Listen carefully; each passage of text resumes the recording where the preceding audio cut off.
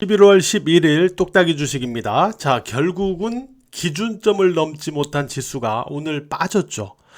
코스피 같은 경우는 이제 금요일에 20일 이평선에 저항이 되는 그런 모습을 보여준 다음에 오늘 빠진 모습이고요. 그 다음에 코스닥 지수는 오늘 20일 이평선에 저항되면서 아래로 빠진 모습이죠. 제가 일단 1차적으로는 양시장 모두 20일 이평선이 기준점이다라는 말씀을 드려왔는데 결국 여기를 넘지 못하면서 빠진 모습이고요. 수급적으로는 외국인 매도가 오늘 하락을 유도했다 이렇게 볼 수 있겠습니다. 삼성전자가 오늘 저점을 경신을 했죠. 저점을 경신했습니다. 고점을 경신한 게 아니고 저점을 경신했죠. 그리고 오늘도 삼성전자에는 외국인 매도세가 지속됐는데 오늘은 또 한 900만 주 이렇게 또 많이 또 매도하는 그런 모습을 보여주기도 했어요. 자, 여전히 외국인의 삼성전자에 대한 매도가 끝나지 않았다는 점을 말해주고 있는데, 자, 이들의 궁극적인 매도의 타겟점, 목표점이 어디냐? 이게 보유 지분율로 우리가 봐야 되는 거냐? 아니면 주가로 봐야 되는 거냐? 아니면 어떤 삼성전자를 둘러싼 상황 변화점으로 봐야 되는 거냐인데, 일단 이달 중에 삼성전자가 인적 쇄신을 갖다가 어떻게 발표하는가 이런 부분을 통해서 이러한 불신을 갖다 좀 다스릴 수가 있는지 이게 첫 번째 시험대가 되지 않을까 이렇게 생각을 해 보고 있습니다. 자, 이러면서 오늘 반도체 관련주들도 관악폭인데도 불구하고 또 하락세를 보이는 그런 모습이 나타났죠. 자, 이것뿐만이 아니라 오늘 또 에코프로 3인방을 포함해서 2차 전지 쪽도 오늘 하락하는 그런 모습을 보였는데, 반도체나 2차 전지 하면은 이제 개인들의 물량이 많이 물려 있는 섹터거든요. 그래서 개인들이 많이 물려 있는 섹터가 관악폭인데도 불구하고 추가 하락을 주면서 계속 어려운 그런 상황을 만들어주고 있거든요. 보통은 이 상승세가 이렇게 길어지는 흐름과 하락이 이렇게 길어지는 흐름은 꼭 끝에 와가지고 이게 오버슈팅이라고 하죠. 오버슈팅. 자, 이 오버슈팅은 추격 매수를 유도하는 오버슈팅이고, 이 오버슈팅은 추격 매도를 유도하는 오버슈팅이거든요.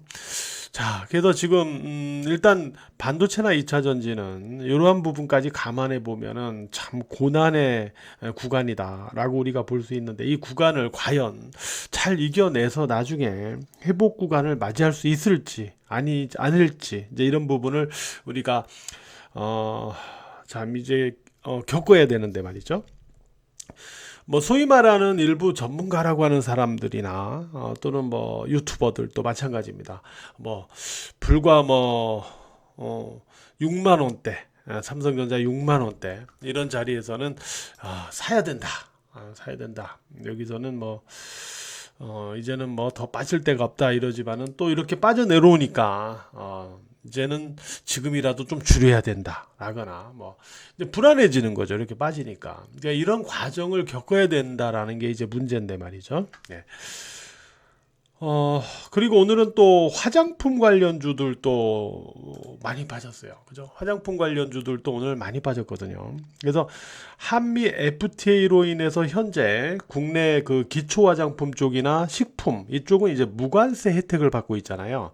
그러나 이제 트럼프 정부가 들어오면은 최소한 10% 이상의 관세가 부과될 가능성이 높다. 그러면서 이제 가격 경쟁력이 저하될 가능성이 있다. 이런 우려감이 있는 거죠. 이런 부분이 또 나오면서 이렇게 빠졌어요. 그래서 ETF, 화장품 ETF도 오늘 5%대 후반 이렇게 빠지는 그런 모습을 보여줬습니다. 그래서 이런 쪽이 오늘 약세를 보였다.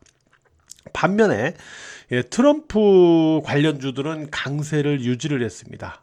그러다 보니까 시세 측면에서는 양극화가 발생되는 그러한 과정이 나타나고 있죠. 일단 조선 쪽에서 삼성중공업이 직전 고점 쪽으로 계속 올라가는 그런 과정을 보여주고 있고요. 또 한화엔진 제가 어제 뚝딱이 방송에서 언급을 안 했나요? 코멘트를. 어쨌든 한화엔진도 오늘 금요일에 음봉을 딛고 다시 대반등하면서 강하게 올라갔습니다. 자, 이뿐만이 아니라 피팅 쪽에서도 이 성광밴드 이런 종목들이 지난주 음성 공방을 딛고 또 고점을 높이면서 올라가는 그러한 흐름을 보여주고 있죠. 자, 이러다 보니까 뭐 일부 소문도 도는 것 같아요. 즉, 미국이 이제 한국과 조선 쪽에서 어떻게 협력을 할 거냐, 앞으로. 이 부분과 관련해서 뭐 트럼프 정부가 미국 내에다가 조선소 설립을 요청하지 않을까라고 하는.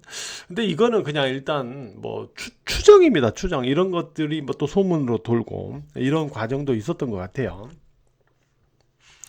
자, 이것뿐만이 아니라 오늘 동성와인텍 이런 종목도 상승을 했는데요. 보면은 이제 트럼프 인수위가 파리 협정 재탈퇴 행정명령을 준비하고 있다라는 소식이죠. 그러면서 이제 바이든 정부가 보류했던 LNG 수출 시설에 대한 어떤 건설 허가를 재개할 방침이다. 라는 소식이 알려지면서 또 LNG 본행제 이런 쪽과 관련된 동성와인텍 이런 종목이 오늘 또 상승을 했습니다. 근데 우리가 예를 들어서 LNG 본행제나 뭐 피팅 쪽에서는 관련주들이 몇 개 있잖아요. 예를 들어서 LNG 본행제 하면은 동성와인텍이나 한국카본 있잖아요. 근데 동성와인텍은 오늘 7%대 올라갔는데 한국카본은 1%대밖에 안 올라갔어요. 그런 과정을 보면은 자, 같은 섹터에 속하더라도 순이익과 현재 시가총액 이거를 통해서 좀 더 저평가된 종목들이 좀 더 세게 오른다. 이런 관점을 갖고 보셔야 돼요. 알았죠? 예, 그런 부분도 하나 말씀을 좀 드리도록 하고요. 어쨌든 이런 부분 때문에 또 동성화인텍 이런 종목들도 올라갔죠. 동성화인텍, 성광밴드는 제가 오늘 주식장인 장 초반에 또 코멘트를 했었어요. 코멘트를 했었는데 이후에 쭉 올라갔죠.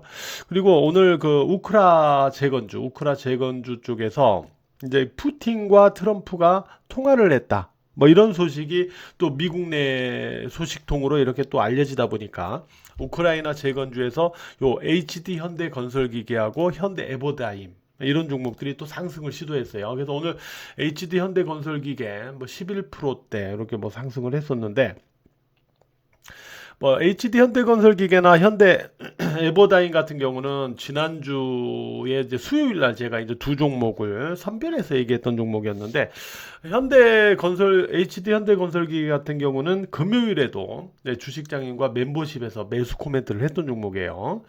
다만 오늘 HD 현대건설 기계에 대해서 오늘 상승해서 일단 절반 이상은 좀 챙기는 쪽으로 가야 되는 게 맞지 않을까라는 이런 생각, 의견 이렇게 했는데 왜 그러냐면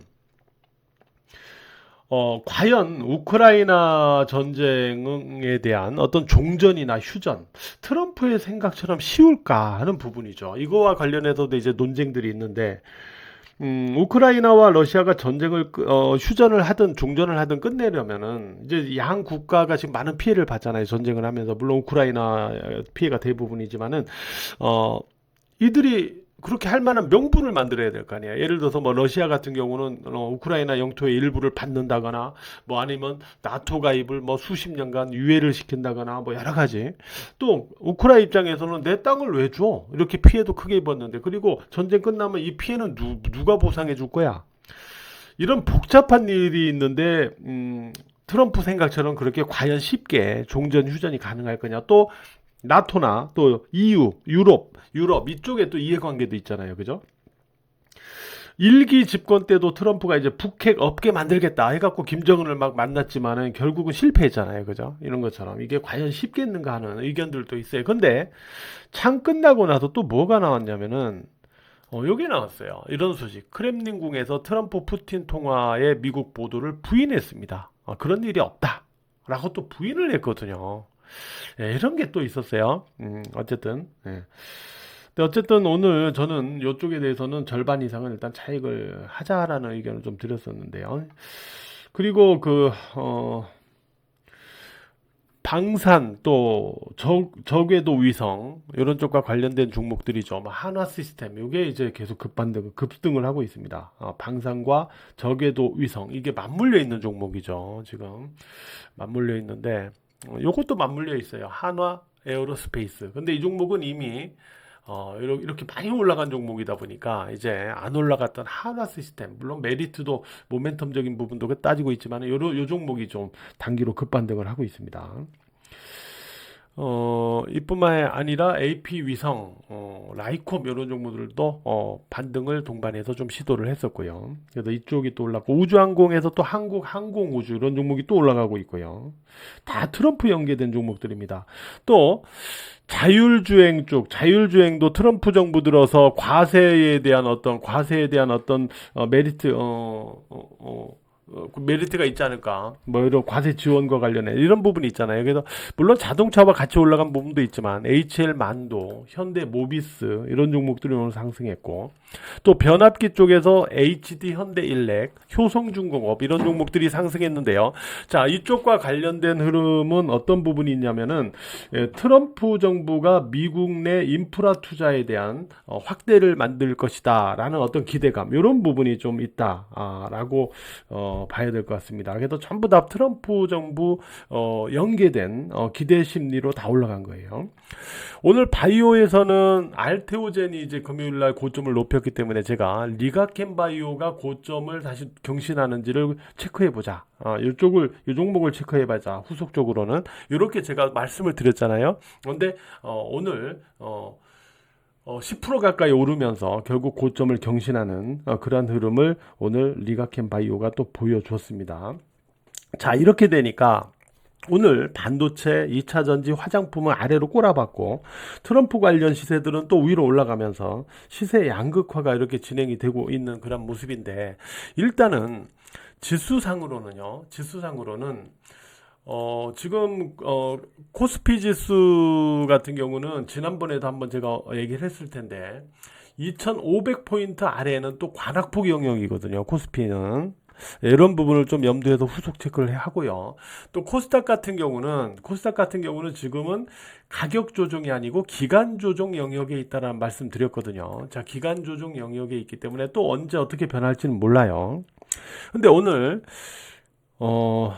장중과 장 마감 후에 이 프로그램물의 코스피 프로그램물의 변화점을 보면은 자, 장중으로 계속 이 프로그램 매도를 통해서 이렇게 누르다가 자, 요 장 후반 그리고 장 마감 이후에 현물 시장 마감 이후에 또 이렇게 프로그램물을 이렇게 확 들어 올렸어요. 그래서 매도폭을 확 줄이고 끝났는데요. 자, 이게 과연 오늘 장을 저점으로 해서 또 대반등을 시도하려는 것인지 아니면은 내일장 초반에 반등을 유도했다 또 빼려는 것인지 어떤 것인지를 봐야 돼요. 만약에 이 전자가 되면 즉 오늘장 저점을 기점으로 또 반등을 유도하는 쪽으로 간다면 다행인데 내일 또 초반에 좀 올렸다가 다시 또 팔아먹으면서 또 밑으로 빼는 이런 형태로 가는 형태라면은 또 여전히 약세가 아직은 진행되는 과정으로 봐야 됩니다. 어쨌든 요 효과가 어떻게 내일 흐름으로 나타나는지를 우리가 살펴보면서 이렇게 구분해서 우리가 봐야 될 것 같아요. 자, 일단 지금 장은 일단 제가 시세 양극화라고 그랬는데 일단 흐름에 순응할 수밖에 없어요. 우리 입장에서는. 그죠? 그래서 관악폭 영역은 관악폭에서 또 하락세를 추가시키고 있는 부분은 결국은 때를 기다릴 수밖에 없습니다. 뭐 여기서 자꾸 추가 매수하고 뭐 자꾸 이렇게 하지 마시고 때를 기다려서 그 때가 나왔을 때 타이밍이 나왔을 때 우리가 추가를 하든지 저가 매수를 하든지 하는 게 나을 것 같아요. 그러면 그때 타이밍이 뭐냐? 제가 그거를 삼성전자로 얘기를 했잖아요. 그래서 삼성전자로 그 부분을 얘기를 했었는데